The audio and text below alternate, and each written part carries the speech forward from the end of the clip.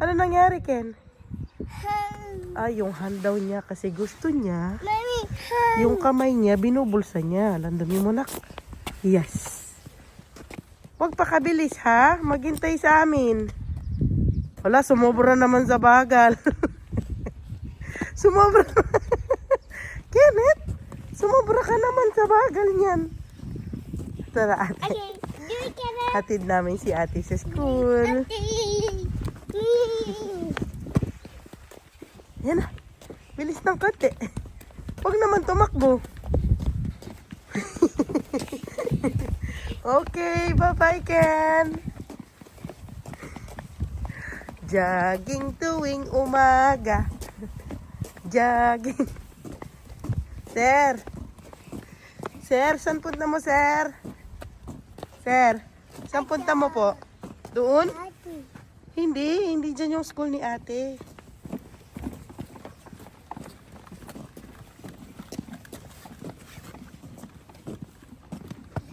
Go!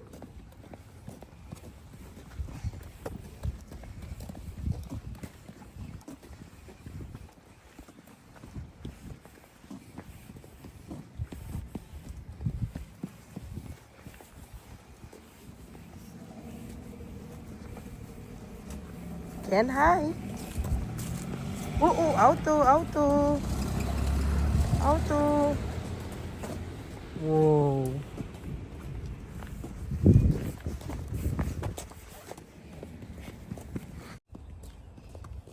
Bilis, habang wala sasakyan. Yes.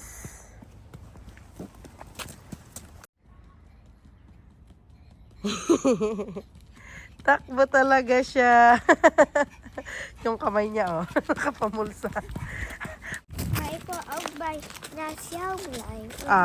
Okay. Ik ben naast jou. Mag niet zorgen. Gusto daw niya maglakad siya tabi ko. Okay. Are you okay? Zoe, are you okay? Ja. Okay po. Kenneth, are you okay? Ja. Yeah, okay. Uy, ganda weather today. Wait. Auto, Kenneth. Wait.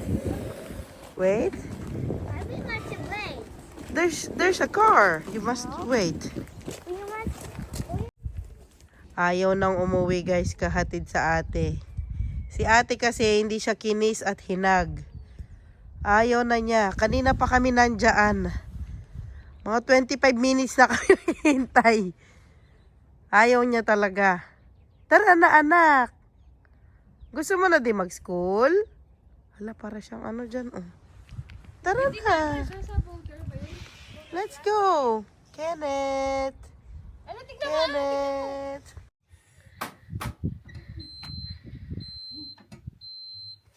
Sana all chill. Hinatid namin si ate kanina, Dad. Ang anak mo. Nakita ko nauna siya. Hindi. Kasi mo siya. Nung hinatid na kasi namin si Zoe, nakita niya yung best friend niya, si Amarins. Yung, ano natin guys, yung saan tayo nag-harvest ng sibuyas. Tumakbo siya agad, papasok ng school, hindi niya to hinagat kinis. Gano'n siya. Nagbuhisit siya doon, ayaw niyang umuwi. Ayaw niyang umuwi. Nandun si Krista, nandun si Inga. Kinukuha siya, ayaw niya talaga umalis. Doon sa tabi ng gate. Matagal kami doon sa tabi ng gate. Tapos, nung lumakad kami doon sa gilid ng school, nagstay pa rin siya doon. Tapos sabi ni Krista sa akin, si Krista guys, yung may-ari nung daycare. Sabi ni Krista, oh, good luck na lang sa'yo. Mauna na ako. No, tingnan mo, oh, basa-basa pa ang mata niyan kasi nga luha-luha siya, hindi siya pinansin. Hanggang ngayon, oh, wala pa rin siyang Dad.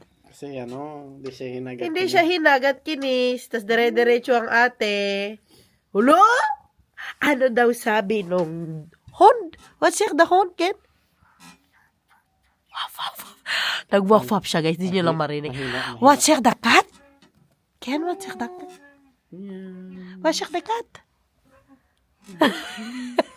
What's the cat, Ken? What's the hond? Yung dog. Ano sabi ng dog? Ano sabi ng dog? Wala. Ano sabi ng duck? Was check the end? Wala din. Natulala. Wala din. What check the... Kailangan ko ito talaga ng WD-40. What check the coup? Wala din, guys. Wala talaga siya sa mood. What check the kite? Meh. Meh. What check the kite? Nay. Nay. Nay. Kabayo What pala. check the pard? Nay. What check the keep? Wala guys, di niya tayo pinapansin. Pinapaarawan namin yung pisngi niya. Kabilang side naman na. Kabilang side. Pantay. Kabilang side. Wala pa rin siya sa mudad. Baka mag-two-face ka dyan. Olo, oh. Kuyo Okay, kasi. okay. Oh, grabe yung kadrama. Wasik the hond. Wasik the hond, Ken. Ken. Ken. Uy. Uy. Gusto niya sa kanya harap. Wasik the hond. Wasik the Camera check ka pa. Wasik the hond, Ken. Ken. Hala guys, camera siya yung bebem natin. Pagigil ako. Oy, Dad, ano sasabihin mo kay Joy? Kay Joy yung t-shirt na yun. Di ba ikaw yung nag-help ng ano meron? Galing sa Pinas pa yung t-shirt niya. Thank you, Tanta Joy. Oh, di ba? Bilis ng transition natin. Nandito tayo sa school. Pinuntahan natin ang Ate Zoe. Meron kaming meeting sa kanyang teacher. Naghihintay pa tayo ng ating turn. Nakakain na yung mga yan. Naka-lunch na and everything. Hi! Nakailip na rin yung si Ken. Mommy, makikita ko sa Bago pasok sa work si Daddy, mag-meeting muna kami kasi gusto namin ni Daddy, kaming dalawa lagi ang nasa meeting. Nandito na ang report ng ating Zoe. Uy! Huwag yan anak! Maano ka dyan? Matusok. Galing naman ng baby. Super slim daw. The teacher said, you are super smart, Zoe. Diba? Kikabog. Nasa bahay na tayo, guys. Ang ate, ito yung bagong pinagkakaabalahan niya ngayon. Nag-ano siya, nag-yoga. Disney yoga. Ay, na paano naman ang binata? Okay. Okay, let's go. Let's move with ate. Come on. Let's do yoga with ate as well. Wow, galing naman. I can explore.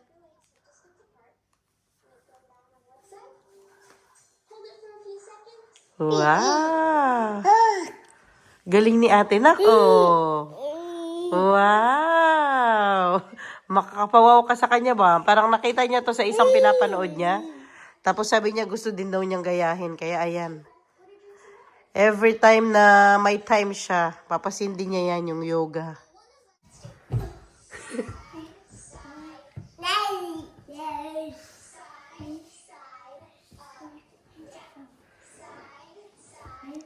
Tignan mo naman itong isa. Sige. Mag-ano yan eh, mauna ulo. Kaya hindi siya pwedeng hindi hawakan. Halata. Nilipat ko tong ano nila. Mat nila kasi nga gusto ni ate mag yoga. Ilang araw na yun siya nag-yoga, hindi ko siya na-video eh. Ah, talaga naman. Bilang ko siya ng yoga mat. Guys, ginabi na tong vlog natin. Hindi ko natuloy kanina. Gawing-gabi na. Napatulog ko na ang Kenneth. Pero ang Zoe gising pa nagpapahinga. Ito nga yung report ni Zoe kanina. Very good siya lahat. Sabi nung teacher, talaga super proud kami sa kanya. Halos lahat naman ng mga ano niya, scores niya tumaas. Kasi dito, yan ka guys, sa age ni Zoe 6, hindi nila gine-grade ng 85, 90, yung mga ganyan, yung percentage, hindi, wala silang ganong grade. Ang grade lang ni Zoe ay, ano lang, 3. Nakalagay lang dito, good, Naka-shade lang yung good kung good. Yung foldunde, ito, sufficient. Tapos yung matak, yung pinakahuli. Bali, good, sufficient, at moderate. Ayan. Lahat ng scores ni Zoe ay good. Yun na yung pinakamataas na score nila dito. Good. Pwera lang sa yung niya, Spreekvaardigheid. Sa language niya. Kasi minsan, kapag nagsasalita daw siya, meron pa ring meron siyang English in between. Yung minsan sinushoot niya yung English sa isang Dutch sentence. Tapos may nasushoot siyang English. Ayun, yun lang. And then, lahat actually, good siya. Ito dito sa first page, kasi 2 pages siya. Yung first page, ayun nga yung sa TAL, sa language. Rekenen, parang pagbibilang, mathematics, ganyan. Tapos fine motor skills niya. Tapos grove motoric, yung pagbabalance niya. Ganun ang ginigrade nila dito. Kagaya dito sa balancing niya, pagbabalance, paglalakad at pagtakbo. Springen ay paglundag. Klimmen, pag-akyat. Tapos, pagkuha at pagtapon. Ayun. Tapos, hinkelen. Ano yung hinkelen? Saglit. Guys, i-translate ko para sa inyo. Hinkelen. Hop. Ayan, to hop. Tapos, yung isa, hoepelen. Hirap. Hoepelen, pareho lang. To hop. Hoepelen. Skip. Skip and hop. Ayan, ganyan ang mga ginigrade nila dito sa mga bata kagaya kay Zoe. Paano siya mag-balance, maglakad, magtakbo. Ganun ang ginigrade nila. Wala pa silang yung science, ganyan, history, wala PE, wala pa silang ganyan. And then yung fine motor skills naman, yung eyes, hand, coordination. Ganyan. Tapos kung makahawak ba siya ng lapis ng maayos. Ano pa? Kung makahawak siya ng scissors ng maayos. Tapos kung makat ba niya yung form na binagay sa kanya gamit ang scissors. Tapos, kung nasusulat na ba niya ang pangalan niya. So, lahat ng yon na nabanggit ko, puro good na si Zoe. Lahat. Tapos, yung sa math niya bale, yung sa pagbibilang, nakailagay lang dito for 6 years old ha. She can tell numbers 10 pababa, yung pabalik, yung 10, 9, 8, 7, 6, ayun, good siya doon. Tapos, she can tell numbers from 1 to 20. Sabi nung teacher, exceeded pa talaga sa 20 yung kanya. Halos hanggang 30, 40, kaya na niyang magbilang. Tapos, she can tell symbols from 1 to 12. Hanggang 12 lang ang pinag-aaralan nila ngayon. Tapos, naintindihan niya yung konti, marami, pinakamarami. Ayun, so ganun lang yung nila, grading. Grabe no, mga lang talaga. Kasi sila talaga dito, 6 years old, halos puro laro lang talaga sila as in. Papasok si Zoe ng 8:30 hanggang 2:30 siya ng hapon. Halos laro lahat sila. Hanggang ngayon na 6 years old siya. Tapos yung kabila naman, lahat din good. Grabe ka, proud ko talaga kay Zoe guys, as in. So, naman ito yung social and emotional, forming. Saglit lang guys, i-google ko para sa inyo. Translate ko para sure tayo dyan. Social, emotional forming. Ayan, social and emotional development, lahat good si Zoe. Meron siyang initiative, meron siyang concentration, mabilis siya makipag-contact, mabilis siyang laro sa mga kaklase niya, Super lief nga daw niya, super sweet. I mean, super sweet daw niya, sabi ng teacher niya. Tapos, ito lang yung moderate niya. Nasa na yon? Meron pala siya dito sa second page. Tempo. Medyo mabagal siyang kumain. Yun, pati yun ginrig nila. Mabagal daw siyang kumain.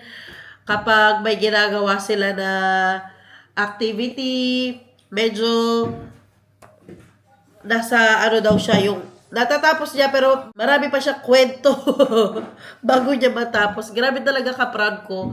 Nung una, sabi ko sa teacher, medyo nangangamba ako kasi nga medyo na late si Zoe kasi yung pasok nila January.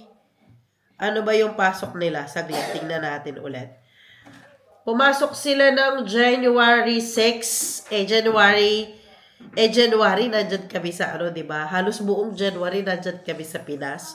So, nangamba ako, baka mahuli siya. Ganun. Tapos sabi naman ng teacher, madalino daw si Zoe. So, kadating daw niya, naka-adapt siya kaagad, katapos namin ng bakasyon, and then, nakuha daw niya kaagad yung mga lesson na ano niya, na-miss niya. So, very proud naman ako sa aking dalaga. So, yun lang guys. Yun lang ang report niya sa school kanina, yung pinag-meetingan namin ng teacher niya. Ganun lang sila i-grade dito. Walang pressure, walang kahit anong pressure din sa magulang, pati sa bata.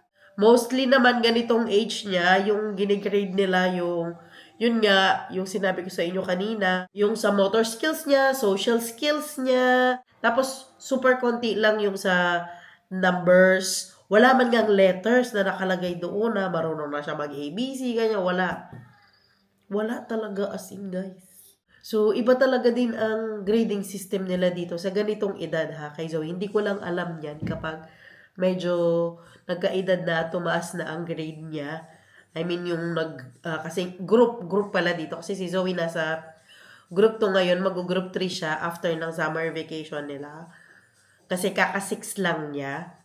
So, hindi ko lang alam paano ang grading system nila pag tumataas na ang group. I-update ko kayo dyan. Anyway, i-end ko na ang ating vlog for today, guys. Thank you for watching. See you all next time.